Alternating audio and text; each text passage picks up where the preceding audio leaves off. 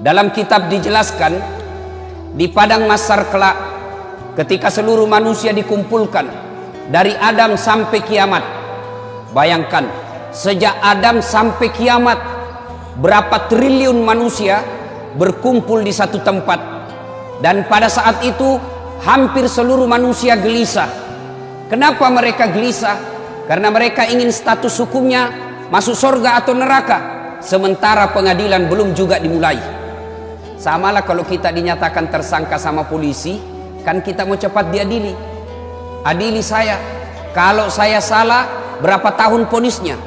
Kalau tidak salah, adili lalu lepaskan dari sangkaan itu. Demikian juga di padang mahsyar. Hampir seluruh manusia gelisah. Saya ini masuk surga atau masuk neraka? Sementara pengadilan belum juga dimulai. Dalam keadaan gelisah itu, datanglah sekelompok manusia menghadap kepada Nabi Adam. Ya Adam, engkau adalah bapak kami semua. Tolong menghadap kepada Allah, berdoa supaya segera dibuka pengadilan. Mendengar ini Nabi Adam geleng kepala. Saya malu ketemu Allah hari ini. Kenapa? Saya pernah makan barang haram sekali waktu saya hidup. Di mana mau kusimpan mukaku? Adam alaihi salam sekali makan barang haram, malu ketemu Allah di akhirat kelak. Di mana mereka yang pegawai negeri, sejak masuk pegawai negeri nyogok, seluruh gaji-gajinya sampai pensiun haram di sisi Allah. Seumur-umurnya makan barang haram, di mana mau kau simpan mukamu nanti di akhirat? Lalu Nabi Adam berkata, silakan kau datang kepada Nabi Ibrahim alaihissalam, minta kepada Ibrahim alaihissalam. Datang lagi sekelompok manusia ini. Ya Ibrahim, engkau adalah kakek para nabi, tolong menghadap kepada Allah, berdoa supaya segera dibuka pengadilan. Mendengar ini Nabi Ibrahim pun geleng kepala. Mas susah, masih ritoka iya. Saya juga malu ketemu Allah hari ini. Kenapa? Saya pernah bohong sekali waktu saya hidup. Di mana mau kusimpan mukaku hari ini? Ibrahim alaihissalam sekali bohong, malu ketemu Allah di akhirat kelak. Di mana anggota DPR yang tiada hari tanpa bohong? Di mana para politisi ketika kampanye pilkada, pilgub, pilpres banyak janjinya, setelah terpilih tidak pernah dilaksanakan janjimu? Di mana kau nanti di akhirat? Cari kau nanti dengan Allah. Mana ini pembohong semua? Ibrahim alaihissalam sekali bohong, malu ketemu Allah. Di mana kita yang politisi tidak hari tanpa bohong? Lalu Ibrahim alaihissalam berkata, coba kau datang kepada Nabi Nuh alaihissalam, minta berdoa. Datang lagi sekelompok manusia ini menghadap kepada Nabi Nuh. Ya Nuh, engkau adalah Nabi dan Rasul, tolong menghadap kepada Allah, berdoa supaya segera dibuka pengadilan. Nabi Nuh pun berkata, susah juga, saya malu ketemu Allah hari ini. Kenapa? Saya pernah diutus menjadi Nabi.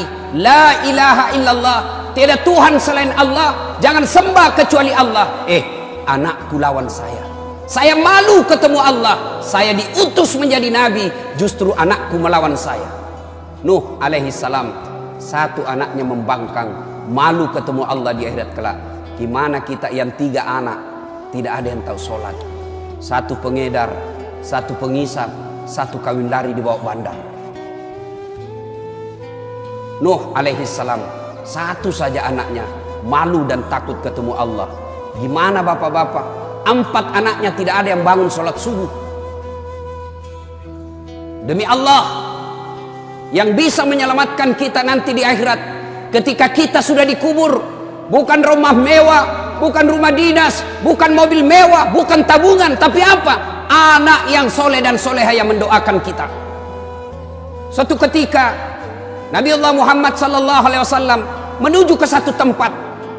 Dalam perjalanan ke tempat itu, Nabi Allah Muhammad sallallahu alaihi wasallam beserta sahabat lalu berkata, Nabi, cepat-cepatkan langkahmu. Kenapa? Nabi melewati pemakaman.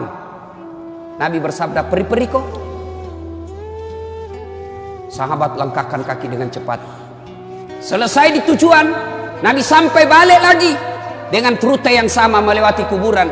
Sahabat ingin mempercepat langkahnya karena tadi disuruh cepat. Sahabat mempercepat langkahnya. Nabi berkata, tidak usah cepat-cepat, santai saja. Sahabat bertanya, ya Rasulullah, tadi waktu pergi kami disuruh cepat, sekarang tidak, ada apa?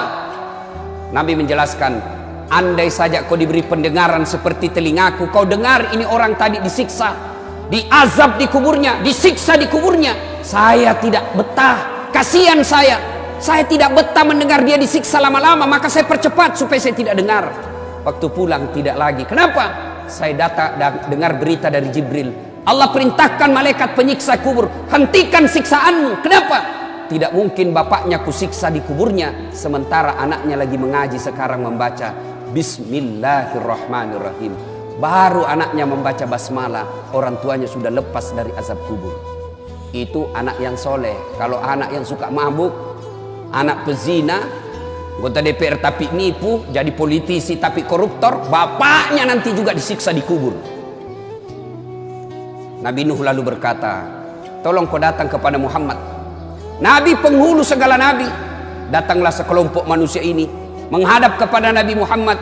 Ya Muhammad, engkau nabi dan rasul, tolong menghadap kepada Allah, berdoa supaya segera dibuka pengadilan. Kalau Nabi sebelumnya angkat tangan dan malu ketemu Allah, Nabi Muhammad berkata, kalau bahasa kita, tenang sampean, duduk mako, tudah mana no, duduk kok, saya menghadap kepada Allah. Hari ini Allah dengarkan doaku. Di sini berlaku salah satu mukjizat saya. Selain waktu saya hidup punya mukjizat Al-Quran, jari-jari tangan saya keluar air, kemana saya jalan dilindungi oleh awan. Hari ini berlaku mukjizatku di akhirat satunya. Apa? Allah dengarkan doaku hari ini. Syafaat saya berlaku hari ini, di mana seluruh manusia tidak didengar doanya, malaikat pun tidak didengar pemohonannya hari ini, hanya saya yang didengar Allah. Duduk sampean. Nabi lalu menghadap kepada Allah. Ya Allah, kami sadar banyak dosa dan kesalahan, kami sadar banyak maksiat, tapi kami sudah sadar juga Engkau Maha Pengasih dan Maha Penyayang. Ya Allah, tolong ampuni dosa dan kesalahan kami ya Allah. Lalu mulai buka pengadilan. Mendengar ini, dari aras Allah kedengaran suara, ya Muhammad, aku kabulkan doamu hari ini, kau bangkit dari sujudmu. Lalu Allah perintahkan malaikat, siapkan segala keperluan, pengadilan mulai hari ini kita siapkan. Pengadilan mulai diproses. Mulailah kita diadili satu demi satu, berkat doanya Nabi dan syafaatnya Nabi.